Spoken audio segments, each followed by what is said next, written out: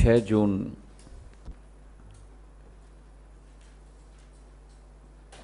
केवल मंदसौर के क्षेत्र के लोगों के लिए नहीं, लेकिन समूचे मध्य प्रदेश, और ये अतिशयोक्ति नहीं होगी अगर मैं कहूँ कि समूचे भारतवर्ष के लिए काला दिन माना जाएगा, जब आम किसान, आम नागरिक अपनी गुहार लेकर शासन और प्रशासन के समक्ष अपनी मांगे रखता है। तब एक क्रूर शासन उन किसानों को, उन अन्नदाताओं को गोलियों से भून के रख देता है।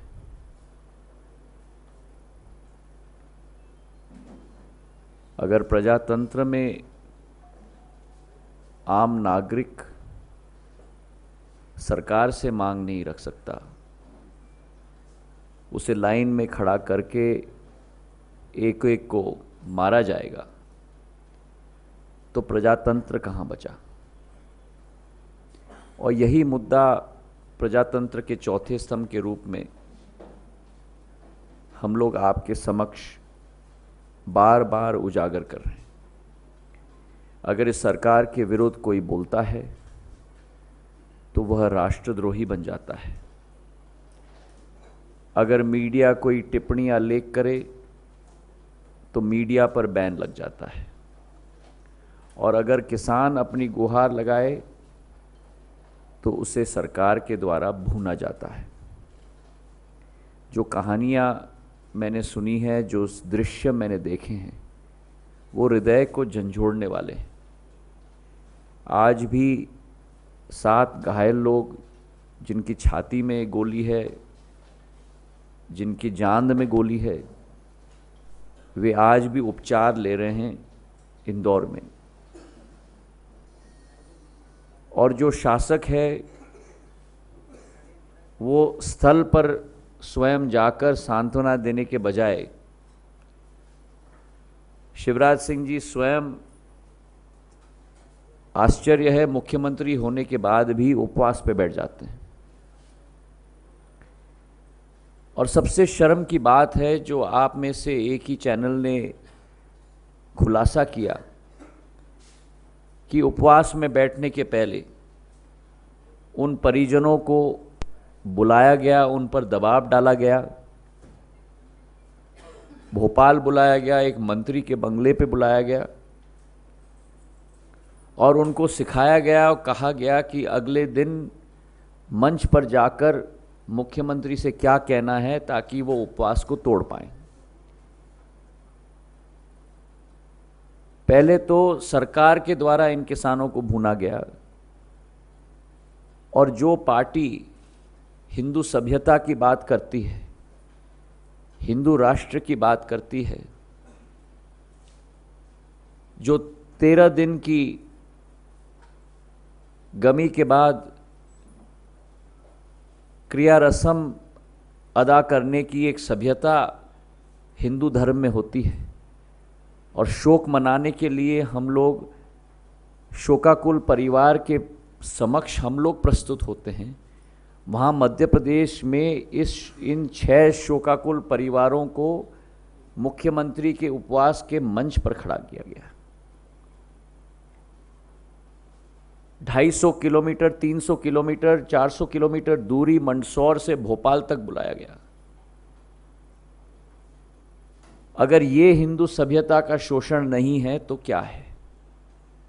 अगर यह नौटंकी नहीं है तो क्या है? और केवल ये नहीं, लेकिन जब घटना हुई तो गृह मंत्री कहते हैं पुलिस के द्वारा फायरिंग नहीं हुई।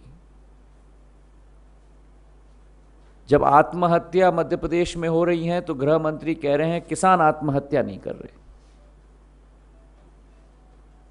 और जो घोषणा की गई है कि एक इंक्वायरी कमीशन गठित की गई, उस इंक्वायरी कमीशन के बिंदुओं को अगर आप देखोगे तो आप और भी आश्चर्यचकित होगे कि उसमें एक लाइन भी नहीं है इस विषय पर कि गोली किसने चलाई, उसकी जिम्मेदारी तय की जानी चाहिए। आज 6 परिवार के चिराग मिट गए, 7 परिवार के लोग आज भी घायल हैं। एक के सीने में गोली है, एक के जांघ में गोली है, एक के हाथ में गोली है। लेकिन जिन लोगों ने गोली चलाई वे आज भी खुलेआम घूम रहे हैं। बहुत सारी कोरी घोषणाएं की गई, और अगर ये काफी नहीं है तो लोगों के जान और जीवन पे बोली भी लगाई गई है। पहले 1 लाख की मुआवजा राशि की घोषणा की गई, फिर 5 लाख की मुआवजा राशि की घोषणा की गई, फिर 10 लाख की मुआवजा राशि की घोषणा की गई, और अंततः में 1 करोड़ रुपए की मुआवजा राशि की घोषणा की गई। और उन शोकाकुल परिवारों को कहा गया कि अगर आप भोपाल में नहीं आए और मुख्यमंत्री के मंच पे नहीं गए निवेदन करने के लिए, उपवास तोड़ने के लिए, तो फिर आपको ये राशि मुख्यमंत्री नहीं दे पाएंगे। तो धमकी भी दी गई। ये संवेदनशीलता है भाजपा की। कातिल कत्ल करे, उसके बाद जो मुआवजा दिया जाए उसके लिए भी धमकी दी जाए। बहुत सारी घोषणाएं की गई हैं कि प्याज 8 रुपए प्रति किलो 30 जून तक खरीदा जाएगा। पिछले 7 दिनों में मैंने बहुत सारी मंडियों का दौरा किया है, और मैं निवेदन करूंगा कि आपके मध्य प्रदेश के रिपोर्टर्स को भी आप जरूर कहें, हर एक मंडी के बाहर कम से कम 6 से 8 किलोमीटर की ट्रैक्टरों की लाइन लगी हुई है। हर एक मंडी में 1000 किसान लाइन में खड़े हुए हैं। 4 बजे सुबह तक, 11:30 बजे सुबह तक कोई हम्बाल नहीं, कोई तलावटी नहीं, कोई उत्पादन को तोलने की व्यवस्था नहीं। 5 दिन से किसान ट्रैक्टर ट्रॉली लेकर लाइन में खड़ा हुआ है। और आप लोगों को भी मालूम है कि वर्षा ऋतु शुरू हो चुकी है, बोनी का समय हो गया है। अब किसान अपना ट्रैक्टर उस प्याज को लेकर मंडी के बाहर खड़ा रहे 4 दिन के लिए, या अपना ट्रैक्टर का इस्तेमाल करे बोनी के लिए। जिस विवशता के साथ मध्य प्रदेश सरकार अपना परिचय दे रही है, उसे किसान पूरी तरह से मिट रहा है। अब प्रश्न है कि ये वातावरण निर्मित क्यों हुआ? वो इसलिए हुआ जो हम संसद में भी कई बार उठा रहे हैं कि 3 साल से कृषि के क्षेत्र की पूरी अनदेखी हुई है। सबसे बड़ी मार पड़ी है नोटबंदी की, और जब हम इस विषय को उठा रहे थे तब केंद्र सरकार इसे नकार रही थी। पर असली नोटबंदी का असर अब 6 महीने बाद दिख रहा है। जो ये cashless, digital India, smart India, stand up India के सारे स्लोगन्स लगे हैं, उससे देश का किसान पूरी तरह से चौपट हो चुका है। और एक उदाहरण मैं आपको देना चाहता हूं पूनम चंद पाटीदार का, जिसे गोली से भूना गया। मंडी में अपना उत्पादन बेचा था उसने, 10,800 रुपए का चेक मिला था यूको बैंक का। यूको बैंक में वो 3 बार गया वो चेक डिपॉजिट करने के लिए। बार बार उसको कहा गया कि 10 दिन बाद आओ। बीच में उसे अपनी मां का ऑपरेशन करने के लिए 50,000 रुपए का ऋण लेना पड़ा। और जब उसे कोई और रास्ता नहीं दिखा तो वह भी अपनी मांगे लेके गया था सरकार को देने के लिए, और जवाब में उसको क्या मिला? उसको अपने छाती पे गोली मिली। जितने भी किसान शहीद हुए हैं, और गहरी चिंतन से मैं इस शब्द का प्रयोग कर रहा हूं, वे सारे के सारे 17 साल से 35 साल की उम्र के, घर के एकमात्र रुपए कमाने के व्यक्ति थे। और जब स्वयं मुख्यमंत्री गए मिलने के लिए तो एक विधवा महिला ने घूम के कहा कि अगर आप मुझे 1 करोड़ रुपए दे रहे हो तो मैं आपको 2 करोड़ रुपए दूंगी, मेरे पति को मुझे वापस दो।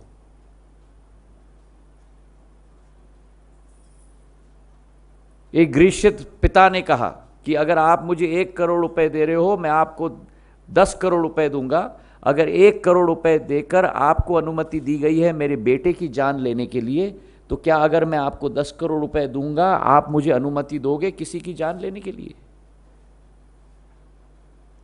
मुख्यमंत्री के पास इन प्रश्नों का कोई उत्तर नहीं। असलियत है कि दोनों तरफ से किसान का गला घोटा गया है। जहां एक तरफ खाद के दाम में वृद्धि हो गई, जो 300-400 रुपए की बोरी मिलती थी वो 1200 की मिलती है। बीज का दाम निजी कंपनियों से 27,000 रुपए प्रति क्विंटल के बीज मिल रहे हैं।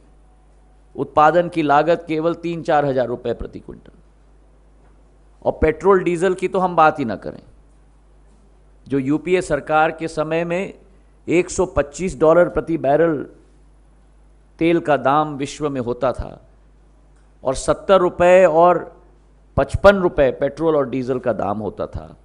आज जब $50 प्रति बैरल तेल का दाम विश्व में हो गया है, मतलब 60% गिर गया है, तो फिर 60 से 65 रुपए प्रति लीटर डीजल का दाम क्यों है?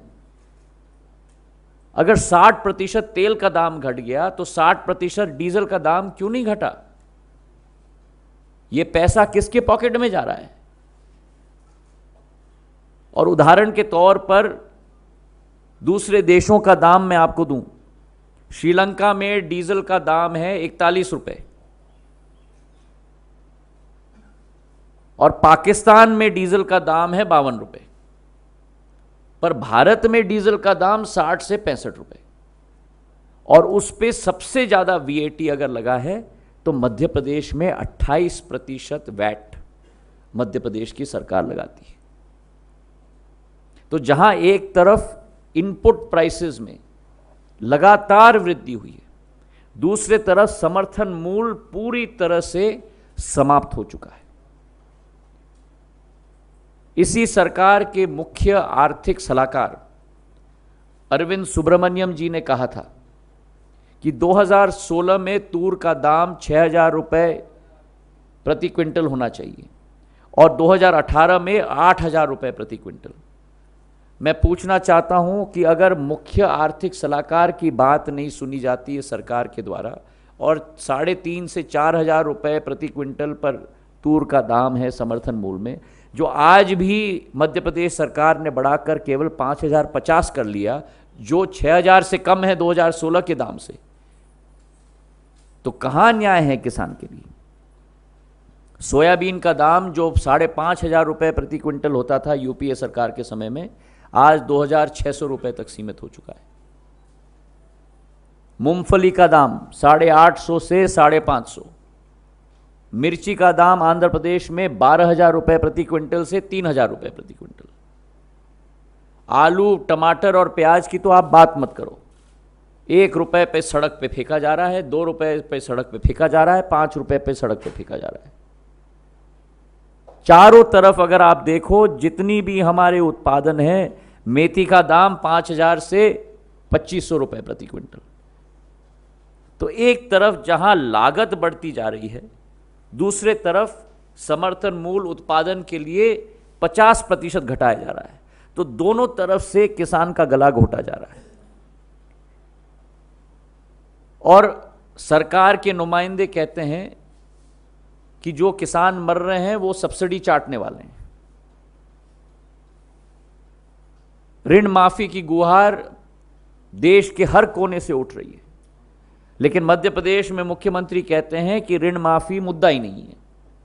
अगर ऋण माफी मुद्दा नहीं है तो मध्य प्रदेश में पिछले 3 सालों में 21,000 अन्नदाताओं ने खुदकुशी क्यों की? अगर ऋण माफी मुद्दा नहीं है तो मध्य प्रदेश में पिछले 1 वर्ष में 1932 किसानों ने आत्महत्या क्यों की? और अगर ऋण माफी मुद्दा नहीं है तो पिछले 10 दिन में मध्य प्रदेश में 13 किसानों ने आत्महत्या क्यों की? जिसमें से 4 किसान डायरेक्टली मुख्यमंत्री के विधानसभा क्षेत्र बुधनी से आते हैं। पेड़ पे लटक के उन्होंने आत्महत्या किया है। और प्रदेश के मुखिया कहते हैं कि किसान के लिए ऋण माफी ही मुद्दा नहीं है। आज राष्ट्र भर में 2.5 लाख करोड़ की ऋण माफी कॉर्पोरेट्स के लिए हो सकती है, लेकिन 5,32,000 करोड़ किसानों की ऋण माफी नहीं हो सकती। और अगर ऋण माफी मुद्दा नहीं है तो 2003 से 2013 तक किसानों का ऋण मध्य प्रदेश में 3,000 करोड़ से 45,000 करोड़ क्यों हो चुका है? इन सब प्रश्नों का जवाब इनको देना होगा। जब कांग्रेस की सरकार थी, 72,000 करोड़ रुपए की ऋण माफी की योजना हमने लागू की, 35,000 करोड़ रुपए की रोजगार गारंटी योजना हमने लागू की ग्रामीण बेरोजगारी के लिए, 25,000 रुपए की एक्सेलरेटेड इरिगेशन बेनिफिट प्रोग्राम हमने लागू की, जिसे नाम परिवर्तित करके प्रधानमंत्री कृषि सिंचाई योजना कर दिया है। 50,000 करोड़ की राजीव गांधी ग्रामीण विद्युतीकरण योजना हमने लागू की, जिसका नामांतरण बदलकर दीनदयाल उपाध्याय योजना बना दिया है। और इंटरेस्ट सबवेंशन की योजना, जो हमारी योजना थी कि 4% पर 3 लाख से कम लेने वाला किसान को ऋण मिल पाएगा, ये सारी कल्याणकारी योजनाएं यूपीए सरकार के द्वारा किसानों के लिए की गई थी। तो आज जो ये सरकार केंद्र में और प्रदेश में है, ये किसान विरोधी सरकार है और इनकी एक ही सोच है कि एक किसान मुक्त भारत ये चाहते हैं। जो सपने पिरोए थे चुनाव के पहले कि स्वामीनाथन रिपोर्ट के आधार पर 50% लागत से ज़्यादा मूल्य समर्थन मूल्य दिया जाएगा, किसान का आय दुगना किया जाएगा, अनेक योजनाओं के बारे में चर्चा की थी। फसल बीमा योजना दी जाएगी। भाजपा का कहना साफ, हर किसान का कर्जा माफ। इनकी कथनी और करनी में, नीति और नियत में, सोच विचारधारा और क्रियान्वयन क्षमता में जमीन आसमान का फर्क है।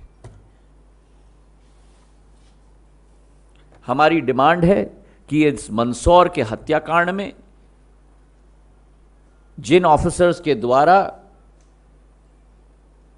ये हत्या 6 अन्नदाताओं की गई, उनके विरुद्ध अपराध का प्रकरण लॉन्च होना चाहिए और जल्द से जल्द उनके विरुद्ध कार्रवाई होनी चाहिए, ताकि उन परिवारों को न्याय मिल पाए और जिन लोगों को जेल में आज भी ठोस के रखा है उनको रिहा किया जाना चाहिए और न्याय हर परिवार को दिया जाना चाहिए।